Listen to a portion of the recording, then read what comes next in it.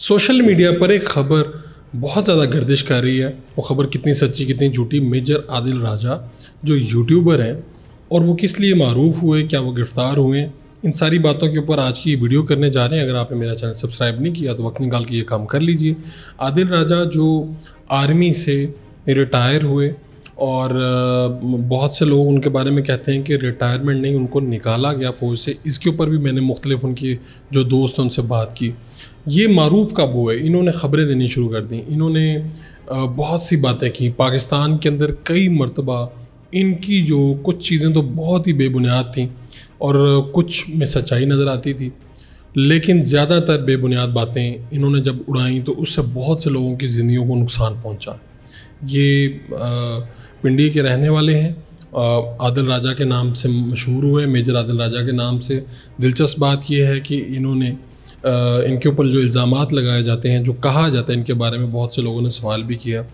وہ یہ ہے کہ ایک مرتبہ جب یہ آرمی میں تھے تو ان کی وجہ سے کسی ان کے ساتھی کی شہادت ہو گئی وہاں پہ, اور جب ان کی انکوائری کنڈکٹ کی گئی, جب ان سے پوچھا گیا تو انہوں نے اپنے آپ کو کہا کہ میں نفسیاتی طور پہ ٹھیک نہیں ہوں, اور اسی بنیاد پہ انہوں نے ارلی ریٹائرمنٹ لے لی جو وہ کہتے ہیں.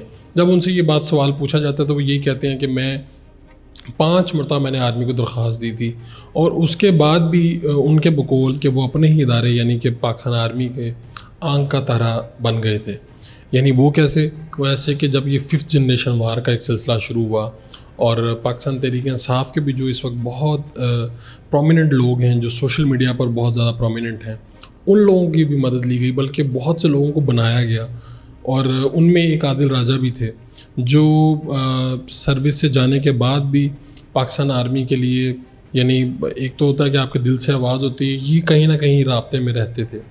لیکن پھر ان کے اوپر آرمی کی طرف سے بھی, یہ DHA کے کانٹریکٹر تھے اور وہ اس حوالے سے کام کر رہے تھے.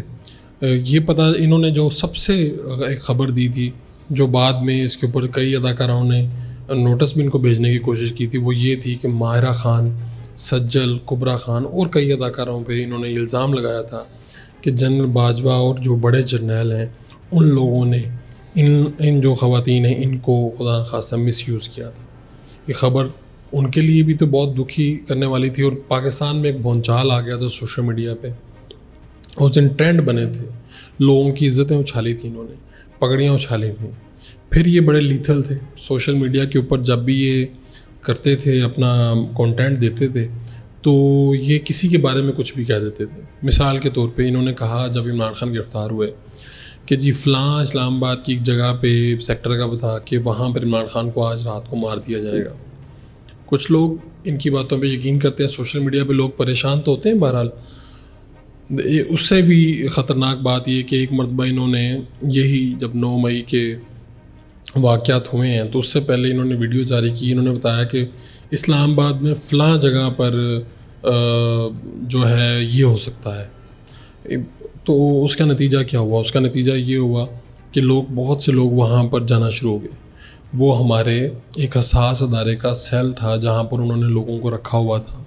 اس میں ظاہری بات ہے کچھ ہو سکتا ہے کہ ٹیررسٹ ہو سکتا ہے کچھ عام ترین لوگ ہوں, اور اس طرح کے جو سیل ہیں ظاہری بات ہے ان کا ایڈریس نہیں دیا جاتا, وہ کچھ جیل نہیں ہوتی, وہاں پر لوگوں کو رکھا جاتا ہے. کچھ لوگوں سے انکوائری کی جاتی, کچھ لوگوں کو تعدیر رکھا جاتا ہے وہاں پر, کچھ لوگوں کو رکھ کے چھوڑ دیا جاتا ہے. لیکن کبھی بھی اساس ادارے کے یہ جو سیل ہیں یہ کبھی بھی ایکسپوز نہیں ہوتے. یہ پاکستان کے لیے بھی ضروری ہے. لیکن ان صاحب کے پاس انفارمیشن تھی, یہ جب بھی کوئی خبر دیتے تھے تو کہتے تھے میرے خاموش مجاہدوں نے بتایا. میری اطلاع یہ بھی ہے کہ جنرل ریٹائرڈ فیض صاحب کے کسی گروپ کے ساتھ نتھی تھے, ان کے لیے بھی کام کرتے تھے.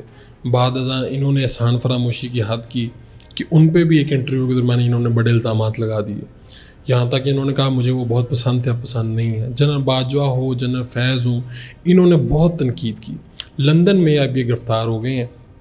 پاک فوج اور پاکستانی حکومت جو ہے ان کے حوالے سے شدید تشویش میں مبتلا تھی, کیونکہ یہ روز وہاں بیٹھ کے کچھ نہ کچھ ایسی بات کر دیتے تھے. یہ یہاں سے چلے گئے پاکستان سے اور لندن چلے گئے. لندن جا کے انہوں نے اپنے یوٹیوب چینل پہ جتنی بھی خبریں جس طرح کی بھی یہ دے سکتے تھے, جو ان کے دل میں تھا وہ سب انہوں نے دے دیا.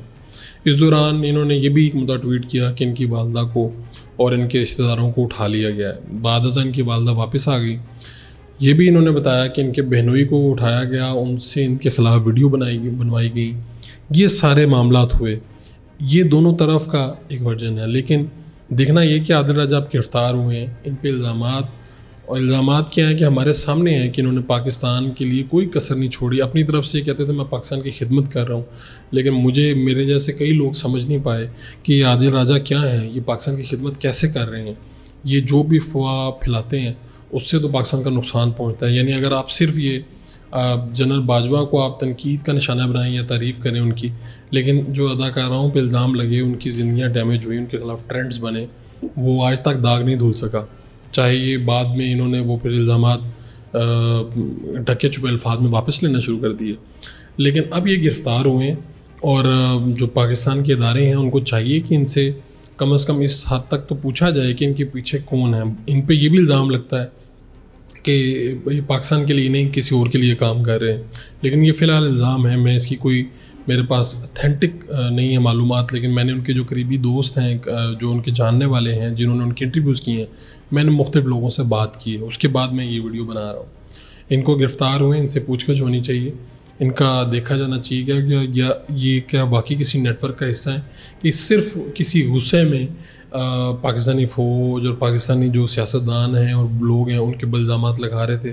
اور اگر یہ الزامات جو لگا رہے تھے وہ سچے ہیں تو ان سے وہ پروف لینے چاہیے، اور جن لوگوں نے جو زیادتیاں کی ہیں پاکستان کے ساتھ، ان کے ہی جو ثبوت ہیں ان کو رکھ کے سامنے ان کے خلاف کارروائی ہونی چاہیے. اپنے میزبان فاروق اجازت دیجیے لانے کے